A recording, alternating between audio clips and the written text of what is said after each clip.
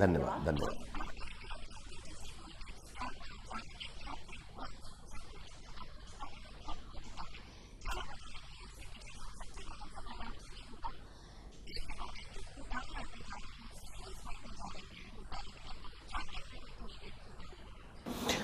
देखिए, इस सरकार में हुआ पहले राष्ट्रमंडल घोटाला 76,000 करोड़, फिर हुआ 2G घोटाला 1,76,000 करोड़, अब आया कोयला घोटाला 1,86,000 करोड़। ये सरल रूप में कोयला घोटाला क्या है? 12 साल में 70 कोल ब्लॉक दिए गए, 93 से 2005 के बीच में जी।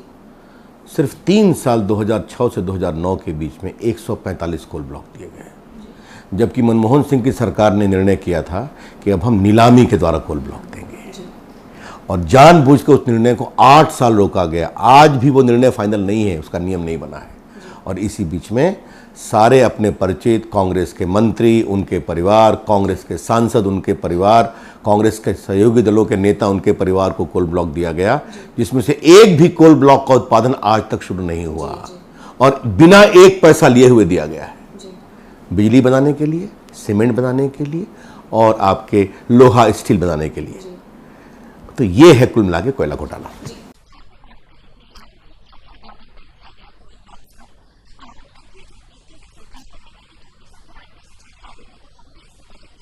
बहुत सही कहा आपने, 93 से नीति थी, फिर 12 साल में 70 ब्लॉक क्यों? एनडीए के समय में 30 ब्लॉक दिए गए। हम वेरीफाई करते थे, चीज़ें समझते थे, कंपनी की कुवत क्या है, उसमें लोगों ने उत्पादन नहीं शुरू किया, उसको कैंसिल करते थे। और सबसे बड़ी बात ध्यान रखिए, एनडीए सरकार ने, वाजपेयी जी की सरकार ने 2 नीतिगत निर्णय किए। एक, कोयला में प्राइवेट कंपनी ईमानदारी से आए, इसके लिए कोल ब्लॉक अमेंडमेंट बिल लाया 2000 में, उस पर 8 साल से सरकार ने कोई कार्रवाई नहीं किया। 2003 से 4 से वो पेंडिंग है, राज्यसभा में स्टैंड। और दूसरा, इलेक्ट्रिसिटी एक्ट 2003 में बदलाव किया कि अब कोई भी आदमी कोयला से बिजली बना सकता है, उसके लिए लाइसेंस की ज़रूरत नहीं है। और तीसरा, 2004 में दुनिया में कोयले की कीमत बढ़ गई और भारत में बढ़ गई, तो लूट शुरू हो गई इसके लिए। इसलिए जो नीलामी की प्रक्रिया थी वो सही प्रक्रिया थी कि अधिक लोग आए इसमें, उसको बिल्कुल दरकिनार किया गया 8 साल और ये बंदरबाट की गई।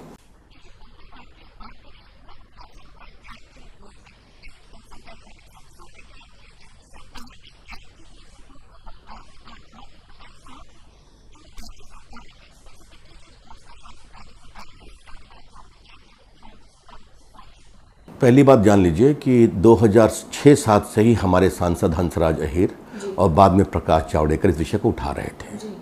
सीवीसी को दोनों ने ज्वाइंट कंप्लेंट किया था, तो सीवीसी की अनुशंसा पर सीबीआई इंक्वायरी कैग के आने के पहले हो चुकी है, ये चिट्ठी स्पष्ट है। दूसरी बात जो सबसे इंपॉर्टेंट, कभी नहीं भूलिए इस बात को, कि कोयला ब्लॉक भारत सरकार है की मालकियाना होती है, कोल ब्लॉक देने का अधिकार भारत सरकार का होता है। और ये सारे 145 दिए गए, जिसमें 70-75 निजी कंपनियों को दिए गए, ये डॉक्टर मनमोहन सिंह से हस्ताक्षर से दिए गए, जो प्रधानमंत्री के साथ साथ कोयला मंत्री भी थे। राज्य सरकार अनुशंसा करती है, लेकिन राज्य सरकार ने, छत्तीसगढ़ हो या वसुंधरा जी हो या शिवराज जी हो, उन्होंने 3 बातें कही। नंबर 1, आप जरूर करिए, लेकिन जाइए तो नीलामी से जो पैसा आएगा उसका एक हिस्सा हमें भी दीजिए, क्योंकि हमारे यहाँ खदान है। नंबर 2, हमारे यहाँ जो बिजली बोर्ड है, जिससे हम गरीब लोगों को सस्ती बिजली देते हैं, उसके थर्मल यूनिट के लिए आप प्राथमिकता में कोयला ब्लॉक दीजिए। और तीसरा बात कि हमसे चर्चा करिए, इसमें क्या गलत है? आज सरकार ने वही माना, तो उन्होंने कोल ब्लॉक के नीलामी का कभी ऐसा विरोध नहीं किया।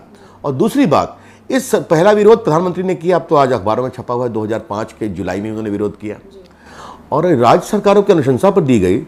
तो आज तो अखबारों में पूरा छपा हुआ है, सीबीआई का एफआईआर है कि विजय दद्दा की कंपनी को बिना छत्तीसगढ़ सरकार की अनुशंसा के दिया गया। मुंडा जी ने एक कोल को कंपनी को रिजेक्ट किया था, बाद में मधु कोड़ा के कहने पर, जो जेल में काफ़ी दिन रहे वहाँ के मुख्यमंत्री, और कांग्रेस का सहयोग था, उनके कहने पर कोल ब्लॉक दिया गया।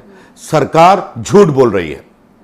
सबसे बड़ी बात ध्यान रखिए, बिना कोयला मंत्री के दस्तखत से कोई कोल ब्लॉक नहीं मिलता।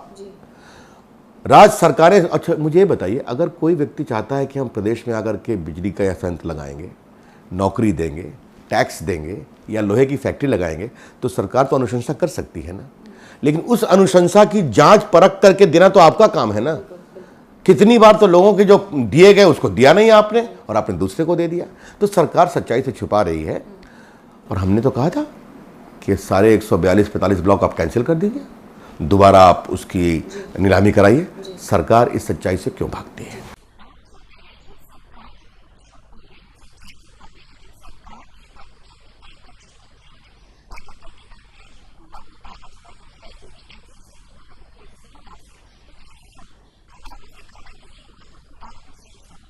ये भी झूठ बोलने की एक और कवायद है।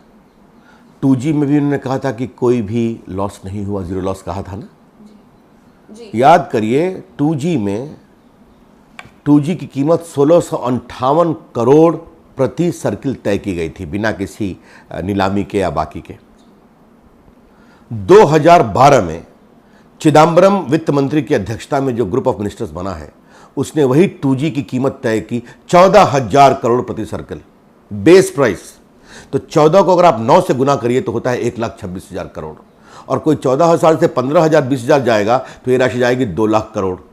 तो 2G में तो CAG ने गलत नहीं बोला।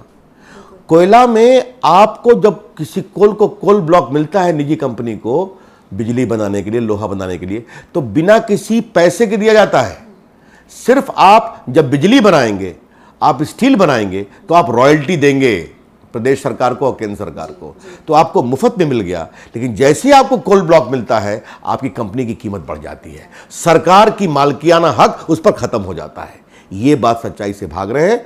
और सीधी बात है, सिब्बल साहब, मनमोहन सिंह जी, चिदम्बरम साहब, अगर इतनी ही बात है तो ये निजी कंपनियों के कोल ब्लॉक को कैंसिल करिए, इसका आप सीधा आवंटन नीलामी से करिए और देखिए कितने पैसे आते हैं।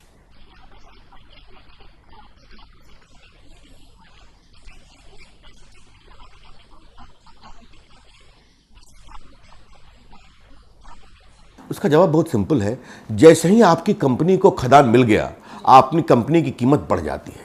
जैसे मैं आपसे एक सवाल पूछता हूं, अगर दिल्ली सरकार आपको दिल्ली के पास 100 एकड़ जमीन दे देती है, तो आपकी कंपनी को जमीन मिल गई तो आपकी कंपनी की कीमत बढ़ जाती है, शेयर भाव भागता है। आपने उस पर मकान नहीं बनाया है, आपने भवन नहीं बनाया है, इससे आपकी शेयर कीमत कम नहीं होती।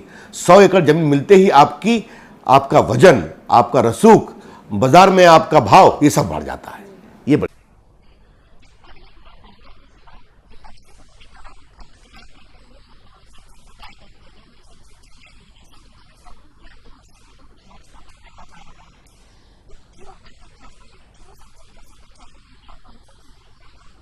देखिए, संसद बहस की जगह है, बहस होनी चाहिए। मैं भी MP हूं, संसद का सम्मान करते हैं, लेकिन संसद का एक और दायित्व है जवाबदारी तय करना, अकाउंटेबिलिटी तय करना। हमने राष्ट्रमंडल में खूब बहस की, 2-3 बार बहस हुई। प्रधानमंत्री ने मेरे सामने कहा, शुंगलू कमेटी हमने बनाई है, पूर्व CAG, उसकी रिपोर्ट आएगी, हम कार्रवाई करेंगे। उस कमेटी ने शीला दीक्षित की सरकार को भारी रूप से दोषी पाया। आपने कोई कार्रवाई की क्या? आपने सुरेश कलमाडी के खिलाफ CBI की चार्जशीट भी नहीं होने दिया। आपने 2G में चिदम्बरम के खिलाफ कोई कार्रवाई की क्या, जबकि उसकी कीमत चिदम्बरम साहब और राजा साहब ने मिलकर तय की थी? तो आइए बहस करिए और बहस करके चले जाइए। हम कोई कार्रवाई नहीं करेंगे। हमारा सवाल बहुत सीधा है। अगर CBI की इंक्वायरी पर राजा इस्तीफा देते हैं, अगर CBI की इंक्वायरी पर दयानिधि मारन इस्तीफा देते हैं, राजा जेल जाते हैं, तो प्रधानमंत्री जी आज जब कोयला ब्लॉक के आवंटन में CBI इंक्वायरी कर रही है, गड़बड़ी पा रही है, तो आप कोयला मंत्री थे तो आप इस्तीफा क्यों नहीं देंगे? ये तो सीधा हमारा तर्क।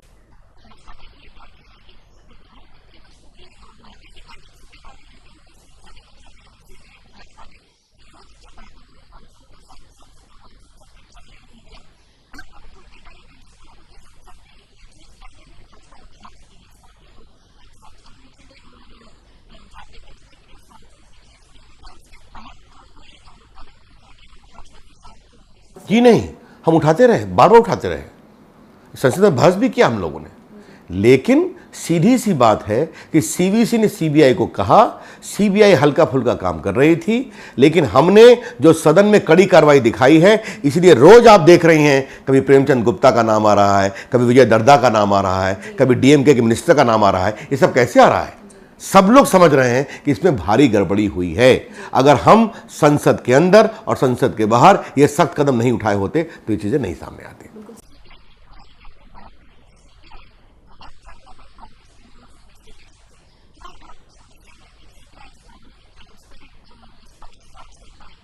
देखिए, सीबीआई की जांच के बारे में हमको हमेशा सवाल आता है। 2G में आपने जसवंत सिंह से पूछताछ की, आपने चिदम्बरम से पूछ नहीं की।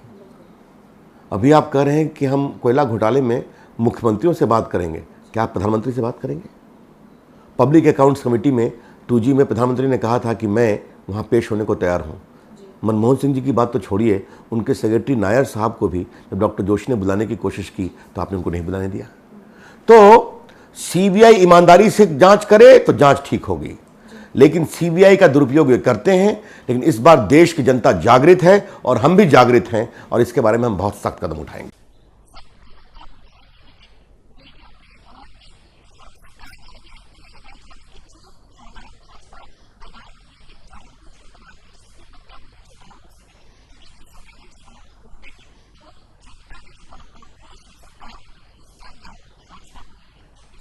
देखिए, चुनाव मध्यावधि हो तो उनके कारण से होगा, हमारे कारण से तो नहीं होगा। हम तो 2014 का इंतजार कर रहे हैं। चुनाव मध्यावधि हो या 2014 में हो, देश की जनता महंगाई से, भ्रष्टाचार से, असुरक्षा से और इस सरकार के अहंकार से इतनी दुखित है कि चुनाव जब भी होगा तो विकल्प के रूप में वो भाजपा को चुनेगी। उनको अटल बिहारी वाजपेयी की सरकार की याद आएगी, जहाँ न महंगाई थी, न राशन कार्ड था, न गैस की किल्लत थी, सड़कें बन रही थी और जीना आसान था। आज आम आदमी छोड़िए, मध्यम वर्ग का भी जीना बहुत जटिल हो गया है। इसलिए ये सरकार जितनी जल्दी जाए देश के लिए उतना ही बढ़िया है।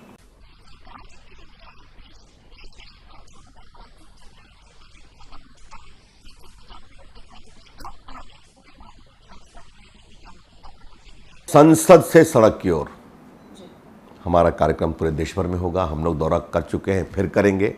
जिले स्तर, मुफस्सिल, गांव तक हम जाएंगे, ब्लॉक तक हम जाएंगे। और एक बात जान लीजिए, जब एक बार सरकार की साख ढीली हो जाती है तो वो साख आती नहीं है। और चाहे वो 2G हो, चाहे वो आपके राष्ट्रमंडल खेल हो, चाहे वो आदर्श घोटाला हो, चाहे वो ये हो। अभी देखिए, एक एयरपोर्ट के निजीकरण का विषय आया है दिल्ली में। 109 एकड़ जमीन मात्र 9 एकड़ में दे दी गई, जबकि 1 एकड़ की कीमत थी 100 करोड़ और उस कंपनी को 3000 रुपया एयरपोर्ट टैक्स के लिए दे दिया गया। दिल्ली में, शहर में नाक के नीचे हो रहा है। लूट की पराकाष्ठा होती है, जिधर देखिए लूट ही लूट है। इसलिए इस सरकार के खिलाफ, भ्रष्टाचार के खिलाफ हमारा प्रभावी संघर्ष चलता रहेगा। तो रविशंकर प्रसाद जी का कहना है कि भाजपा भ्रष्टाचार के खिलाफ अपनी इस मुहिम को संसद से सड़क तक ले जाएगी और जब तक कोलगेट मामले में सभी दोषियों को सजा नहीं मिलती, उनके खिलाफ कार्रवाई नहीं हो जाती, भाजपा अपना यह आंदोलन जो है वो खत्म नहीं करेगी। उन्होंने साफ तौर पर कहा है कि इस पूरे मामले में सरकार झूठ बोल रही है और सरकार को इस पूरे मामले की नैतिक जिम्मेदारी लेनी ही होगी। हमारे आज के इस एपिसोड में बस इतना ही। रविशंकर जी, आप हमारे साथ जुड़े, हमें अपना समय दिया, इसके लिए बहुत बहुत धन्यवाद। आपसे मुलाकात होगी देश के मुद्दे के एक नए अंक में, एक नए मुद्दे के साथ। तब तक के लिए मुझे आज्ञा दीजिए। नमस्कार।